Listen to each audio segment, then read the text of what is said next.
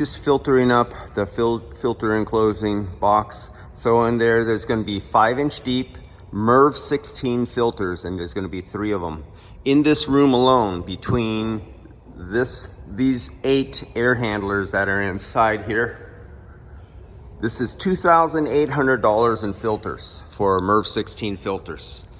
And in that first room that we have, it's $8,500 in filters in just one room. This is a cheap room, $2,800 in filters. Now you go through, the only time you do something like a MERV 16 filter, it doesn't matter if you have the best filter in the world, even if it's a true HEPA filter. If you allow anywhere for leaks, like see this opening, if you could come on show, see that opening right there? If that opening isn't sealed airtight, and like you can see it's taped off here in the back, your filters are here, but if you have air coming in through the cracks and the seams where the metal has been joined together, it doesn't make no difference. You have unfiltered air going through your system.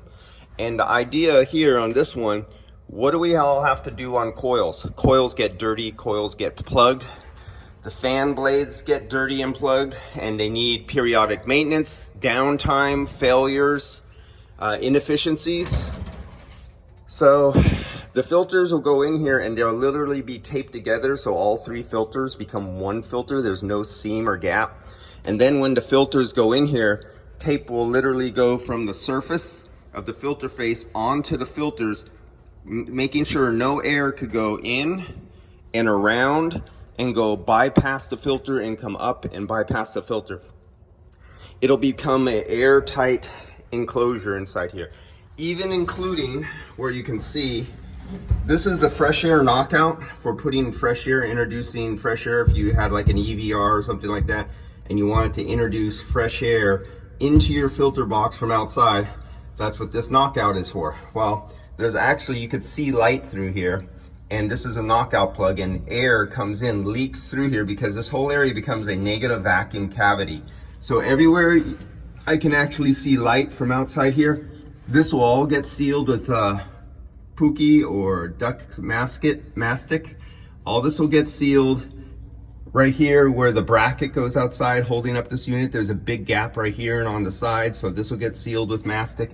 Everything will get sealed with mastic, like you want this thing to be a boat and you're gonna float in water in it on this side of the filter. Everything on this side of the air blower will be under a negative vacuum.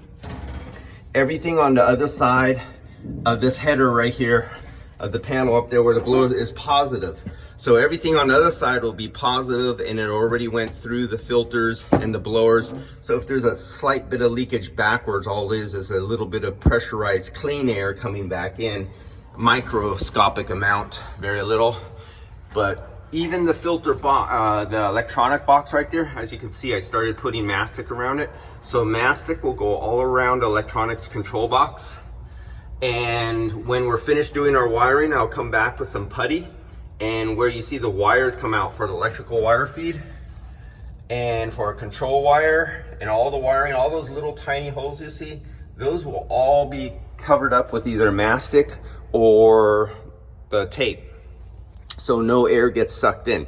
Now, how many times in some of these places where we're working in an industrial area, they spray sprays?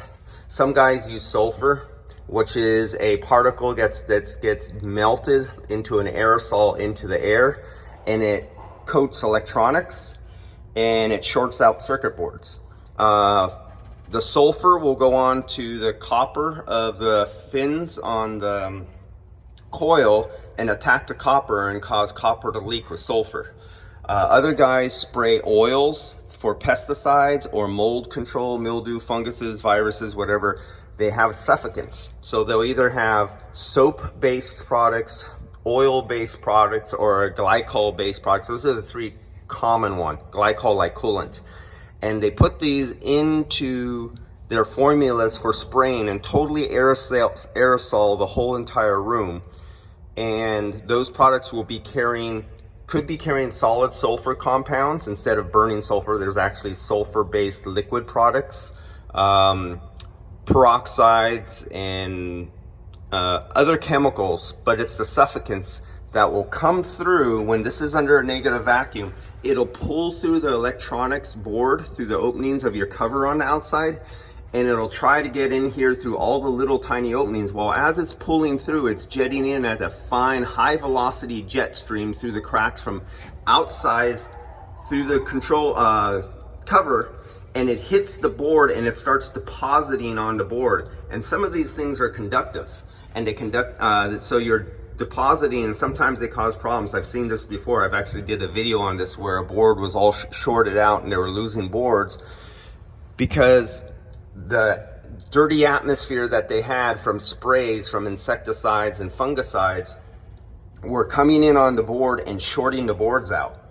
And so you don't have to seal the outside of the box, but if you seal the back, even where these little plugs, where you see those little white pins right there, those push throughs, there's little tiny openings. Those will be here, that will be in a lower pressure, a vacuum, compared to the outside atmosphere of the room.